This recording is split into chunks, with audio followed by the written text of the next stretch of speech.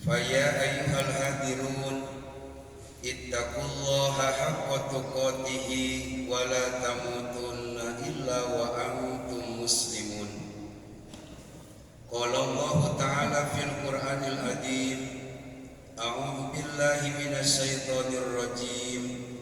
Ya ayyuhallazina amanu taqullaha wal tanzur nafsum ma qaddamat lighad wattaqullaha innallaha khabirum bima ta'malun. Hadirin kaum muslimin, jamaah salat Jumat Masjid Agung Asy-Syidik yang dimuliakan oleh Allah Subhanahu wa taala. Puji dan syukur kita panjatkan kehadirat Allah Subhanahu wa taala atas limpahan nikmatnya kita dapat melaksanakan kewajiban kita, yakni melaksanakan sholat Jumat. Semoga amal ibadah kita senantiasa diterima oleh Allah Subhanahu wa taala. Salawat dan salam semoga tetap tercurah limpah kepada junjungan alam alladzi akhrajan nasa minadh dhulumati ilan nur wa yahdihim ila siratim mustaqim, yakni baginda Nabi besar Muhammad sallallahu alaihi wasallam. Dalam kesempatan yang berbahagia ini, saya khatib berwasiat kepada diri pribadi dan umumnya kepada seluruh jamaah rahimakumullah untuk sama-sama meningkatkan derajat keimanan dan ketakwaan kita terhadap Allah Subhanahu wa taala, yakni al-imtithalu awamirillahi wal jinabu nawahi, yakni melaksanakan apa yang diperintahkan oleh Allah dan menjauhkan diri dari apa yang dilarang oleh Allah Subhanahu wa taala. Dalam kesempatan yang berbahagia ini, dua hal yang kita butuhkan untuk menggapai Rabbana atina fid dunya hasanah wa fil akhirati hasanah wa qina adzabannar. Yang pertama adalah kita membutuhkan akan rahmatnya Allah, membutuhkan kasih dan sayangnya Allah Subhanahu wa taala. Kita yang belum bisa baik, kita masih yang terkadang terjebak dalam salah dan dosa, melaksanakan amal ibadah masih jauh dari kesempurnaan, banyak kekurangan dari sisi keilmuan dan kehusuan. Akan tetapi kita rojak berharap kepada Allah agar amal ibadah kita yang kita lakukan dengan istiqomah, sekalipun masih dalam banyak kekurangan dan kehilapan, untuk menjadikan amal ibadah itu menjadi amal ibadah yang dapat membukakan pintu surga kelak di yaumul akhir dan pintu kebahagiaan kita dalam kehidupan dunia ini. Tiada lain adalah dengan kasih dan sayangnya Allah, dengan rahmatnya Allah, mudah-mudahan amal ibadah kita senantiasa diterima oleh Allah Subhanahu wa taala. Kemudian yang kedua, kita butuh dengan syafaatul udmanya baginda Nabi Muhammad sallallahu alaihi wasallam.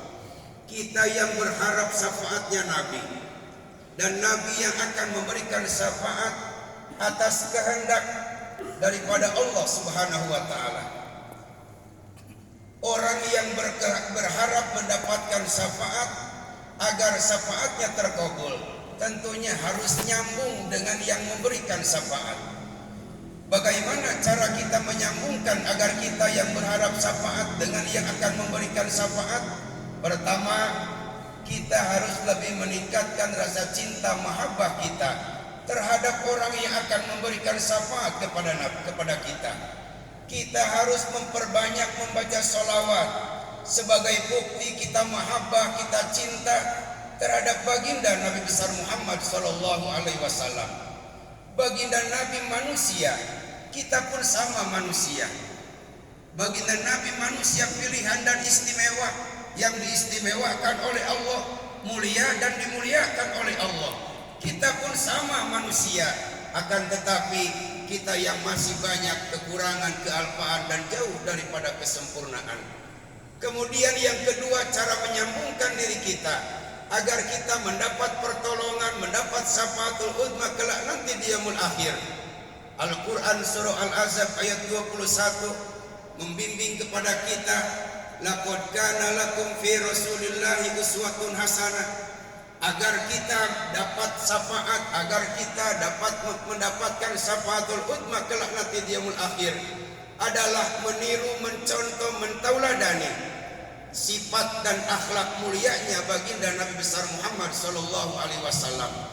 Beliau dalam berkata selalu benar, selalu jujur, bil hikmah, selalu mengeluarkan kata-kata yang bijaksana, kata-kata yang dapat menuntun orang untuk berbuat kebaikan. Baginda Nabi memiliki sifat amanah, dapat dipercaya.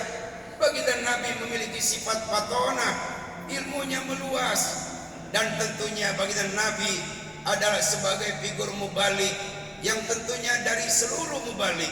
Beliau mengajarkan balighu anni walau ayat, sebarkan satu ayat sekalipun hanya satu hadis yang akan membangkitkan orang untuk berbuat baik, yang pada akhirnya sifat akhlak mulia itulah yang dapat menyambungkan diri kita dengan yang akan memberikan syafaat terhadap kita, dan mudah-mudahan kita dunia akhirat senantiasa mendapatkan pertolongan, mendapatkan bimbingan, keridhaan, bahagia di dunia dan bahagia kelak nanti di yaumul akhir. Hari ini bertepatan dengan 28 Oktober.